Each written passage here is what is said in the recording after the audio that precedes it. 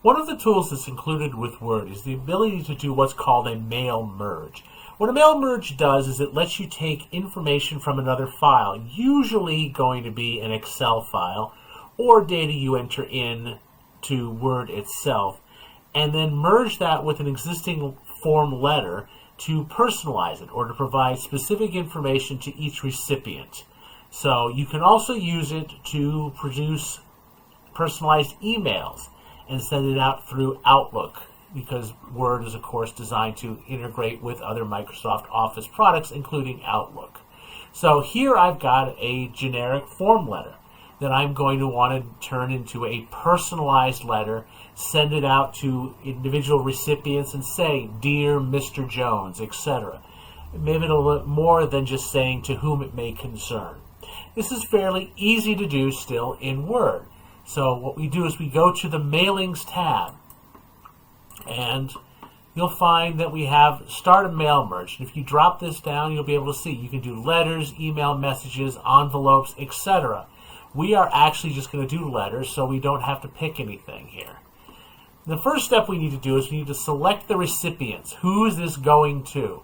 In this case, I'm going to say I can type it in directly, or I can use an existing list, which is what I'm going to do.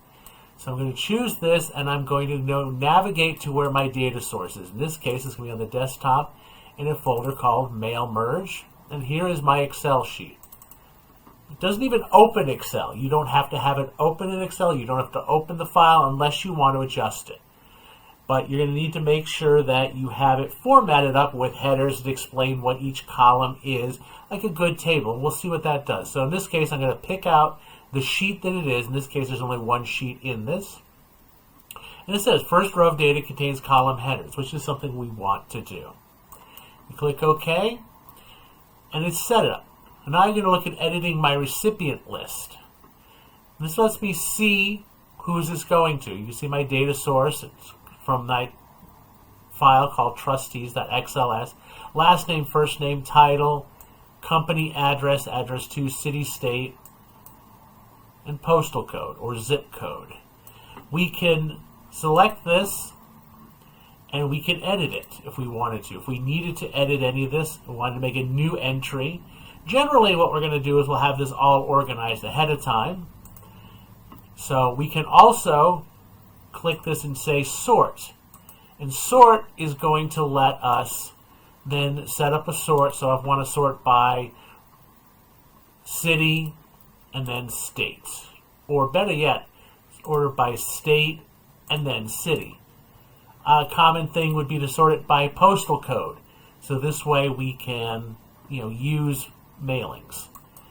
So we'll do that, and that readjusts this down so now it's organized with the state and then the city. If we just had one state here, we could also just use this to say sort ascending, sort descending. So it'll all depend on what you need. Many times you can just do this without having to sort any of your material. When you're happy with things, you sit there and say, OK. Now the next step is we're going to look at address blocks. One of the first things we're going to do is we want to send letters, and we're going to insert the recipient's names. Well, so first thing we need to do is we need to make a space for it. So I'm going to highlight it and put it here. And then I'm going to say address block. And it gives me a number of options here. The recipient's name, how I want to insert the recipient's name, with a title if I have that, just their name, full name, etc. If it's got a company, do I want to insert the company name? It's just a check box. You can see here, for example, Rebecca Hardnett Belk Incorporated. I can remove that if I don't want it. I can also remove the postal address, so if I just want the name and the company, etc. It's going to let me see what my addresses are going to look like. If there's a problem, I can try to fix it. And I'm just going to bring it up, say it looks good, this is what I want, and click OK. And you'll notice now I've got this in my letter, address block with the two angled brackets on either side. That indicates this is a inserted field. And again, I'm just going to hit enter again, and I'm going to create a greeting line. And I click this. This does not necessarily have to be here. But dear, and then what form do I want? Do I want, dear Mr. Randall, Joshua Randall, Mr. Randall Jr., etc. Do I want to have it go with a comma at the end of the name? Do I want a colon or nothing? And then what kind of greeting do I want? Dear Sir or Madam, to whom it may concern, or have no greeting. So again, if I don't get what I want, I can fix this, but this is going to go pretty much state there. And there it is. It's going to tell me greeting line.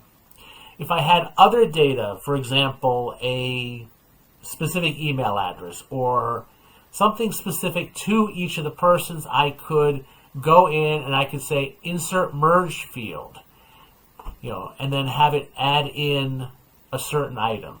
A common example might be if you were doing a solicitation letter, you may want to put into the letter the town of the person. Like, this is being sponsored for people who live in Monroe. And you could have that pulled out from their information, insert a merged field. We're not going to do that here. So I've got this set up.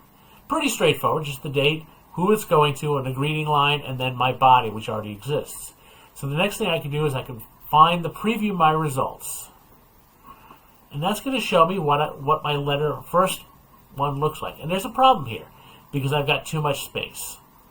So what I'm going to do is I'm going to come in and I'm going to select the first 3 lines, not the 4th line, but just not the 5th line, but these first 4 lines. And I'm going to get rid of the space between each of these. So I go to Layout, and I'm going to remove the after spacing. But I don't want to remove it from this last one here, because then this line, there'd be no separation between the address and the greeting. So, go back to my mailings. I can then look at my next letters, make sure everything looks okay. It's always a good idea to kind of scan through what you're working with. Once you're happy with what you have, you say Finish and Merge. At which point you get a choice of, edit the individual documents, print the documents, or send it as an email address. In this case, I'm going to edit the individual documents. It's going to make sure that I merge. Do I want to merge them all, one record, or all of them? I'm going to say merge all. Now notice right now, my file is called mail merge letter. So this will be important in a moment. You click OK, and it creates a new window called Letters To. It's a generic document. But now you're going to find that this file is 5 pages long, each individual letter. I can print them all out. I can also decide to save them. However, before I get done, I'm going to want to save them. At which point, once this is saved, my original letter is still there, though it contains the information necessarily for a mail merge. What we're going to do is we're just going to close this and be done with it because we don't want to save any of the changes. This way, we're ready to go. We could do this as an individual file, but this is a very quick and automated way to do that. And it is an important skill to be comfortable with. You will need to be able to do this in your exercises for the chapter. So take a look at it and see. This used to be sort of an automated process. You could walk through a wizard. This is now you do it step by step by step. So you just need to be very careful and know what you're looking to get at the end. If this does not look right, then you probably did something wrong. Go back and start again. It is a very quick process. It only takes a couple minutes to run through it, less as you get comfortable with it. So just keep an eye on it.